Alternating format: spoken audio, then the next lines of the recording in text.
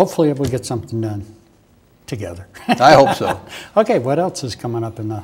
Well, we have some concerns. Some concerns are local and some are state. But we had a situation about a little more than a year ago when the Supreme Court ruled that you could no longer collect sales tax on some vehicles that were bought from other states and used by Missourians. Prior to that, you always paid the sales tax when you went in to get the vehicle licensed in Missouri. And that's been a very confusing ruling, and the legislature then acted to try to correct it. Courts clearly said the legislature could correct it, and I think they were implying that they would hope the legislature would. But there was a question about whether people who were in this gap after they bought the vehicle and were not paying the tax, were not asked to pay it, whether it would apply retroactively to those folks. And then that became a separate discussion after the legislature acted. So we're back to square one, trying to figure out how to make sure everybody's treated fairly on that. So that will be another topic that we'll spend quite a bit of our time on this year, along with the State Municipal League, trying to work that out. In St. Louis County, you know as well as most of the mayors, we've had some discussion about whether the 1 cent sales tax sharing that we have in our county should be changed. And many of the mayors and other elected officials were involved in a big discussion group through the league, and they felt that that shouldn't change very much. But there is another tax, a 1/4 cent tax, that's shared, and our group thought that it might be worth considering ending that sharing, and then cities that felt they needed more money from their stores could ask their voters to pass the 1/4 cent. So there's still some cities who don't like that arrangement, the current law, and would like to see more changes. But it's very difficult to change that without hurting somebody, without taking revenue from one and giving it to another. And that's why our group recommended that cities look at this other tax option as a way to solve their problems. So we've also been working on a bill in Jefferson City to promote best practices. As there's always some cities, and sometimes this is because of not term limits, but simply because there's a lot of turnover in a city, and particularly in some of the smaller cities, that they run into some problems with their management of their police services and so forth. It's not always the small cities, but sometimes it's a very small city that tries to continue to operate a police department that's costly, and they run into financial trouble with that. So we're trying to look for some standards or some guidance from the state legislature that would offer kind of a it's not going to be like Alcoholics Anonymous, but maybe a 3-step project to help cities that are struggling to get back on their feet rather than just kind of forcing them out of business at the first hint of problems. So that should be interesting to see how that... That ought to be an interesting one. Yeah. So we have those 3 will be challenges alone, those 3 bills for us.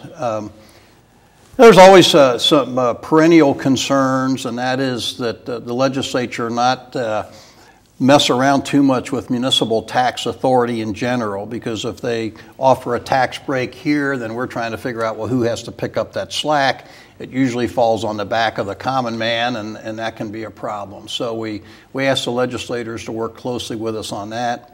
We're also very concerned with the fact you can still do all this internet purchasing and not pay taxes on those items. More and more shoppers go into our local stores to try to see the products they like and find the price, and then they go home and they order it on the internet and don't pay taxes. And it's really unfair to our Main Street businesses. So we're working with, fortunately, there's bipartisan support for trying to solve that problem, and we'd really like to get that solved if we possibly could. It's just not fair, and as more and more people buy off the internet, local governments across the United States are losing billions of dollars. And that's on top of the billions that we lost during the recession. So we've cut about as far as we can cut, and I think in St. Louis County now we're about at the sales tax level we were at in 2005. So we had a little bit of a tax revenue increase in sales tax in 2011. 2012, we didn't have any, and it had been down considerably prior to those years because of the recession. So we're really looking for financial stability that we can try to provide the services that the citizens want. How does that look as far as getting that passed? Does it Well, I look think like it- it? I 'Cause think- several states have already passed it, haven't they? Yeah, majority have, and kind of the way that it works is that if states adopt similar rules, it's much easier for these large, excuse me, these large internet retailers to follow the rules. If every state has different rules, and somebody in Alabama orders a pair of shoes and it's taxed one way, and somebody in Missouri orders a pair of shoes and it's taxed another way, very, very confusing. So all the national retailers or vendors have said, for all of you states that get together and streamline your rules so that we're not making mistakes accidentally, and then you come back to us and sue us for taxes that you say we should have paid. So if you make our life reasonable so we can collect and remit the taxes, we'll do it. So that's called streamlining, and that's been going on across the country the last 7 or 8 years.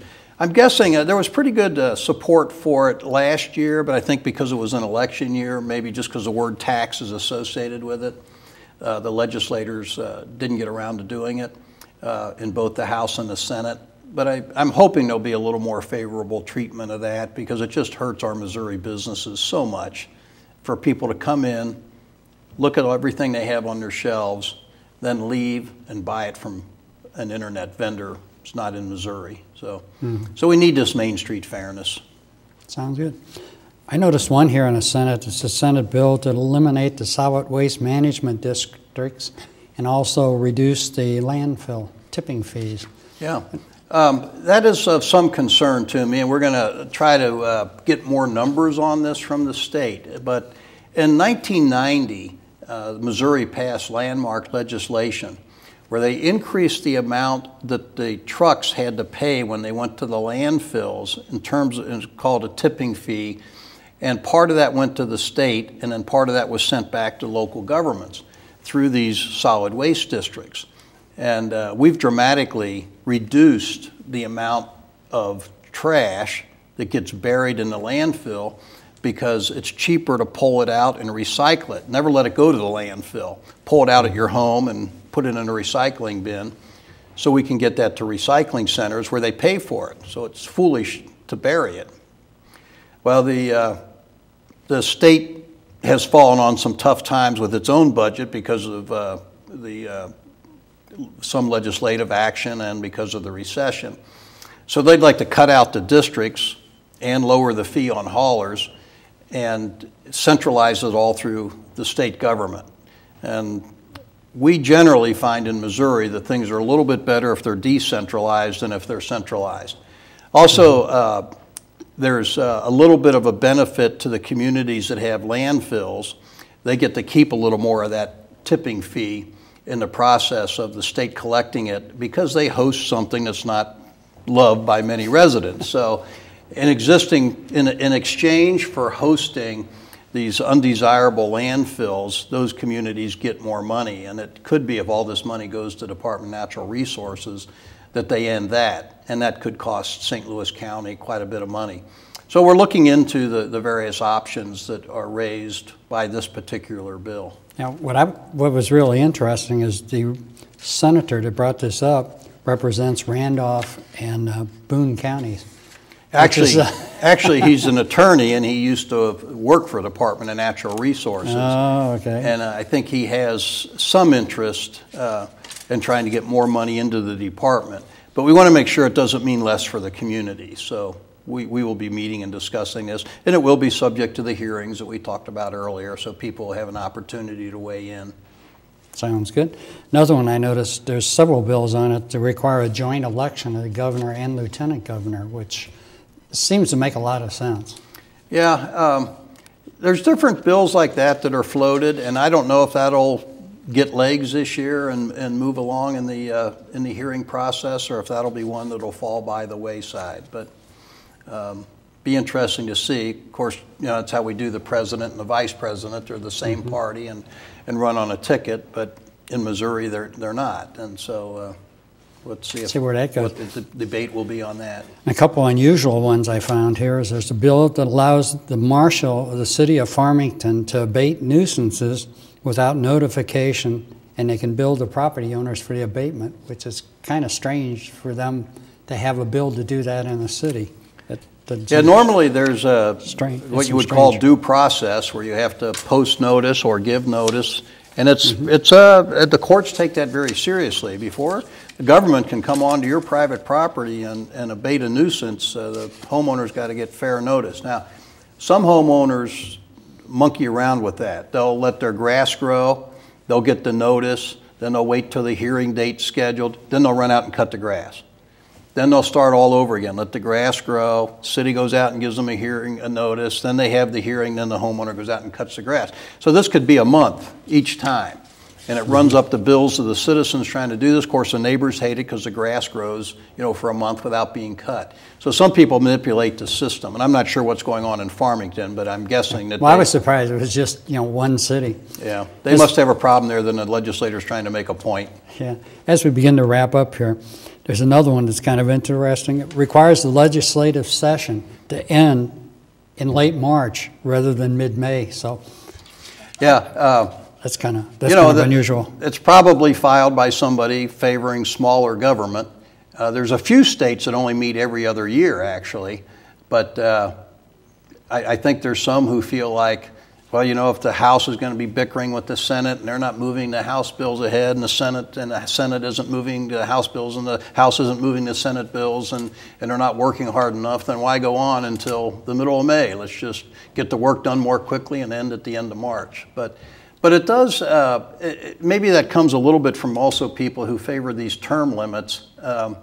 It does interfere with some of the give and take and the time that things need to kind of mature, in the House and Senate to get a feel for it. But things would really have to move quickly in the House and Senate to do all that. They really have to step it up to get Boy, it done they'd have to that's for sure. Put the pedal to the metal. There you go. Well, thank you very much, Tim. Sure. When the session's over, we'll have you back, and we'll see how some of these bills did and how some of the newer ones did. If anybody wants to ask you any questions, how can they get in touch with you? Yeah, well, they're certainly welcome to call our office. It's area code 314-726-4747. And our email's not too complicated. It's just staff@stlmuni.org. Okay. Well, thank you very much, Tim. Pleasure to be here again. Okay. Thank you for watching our show this evening. If you have any questions for me, you can contact me at area code 314-355-0400, extension 100, or at www.cityofblackjack.com, and there's a link out there for the mayor. Thank you. Good evening.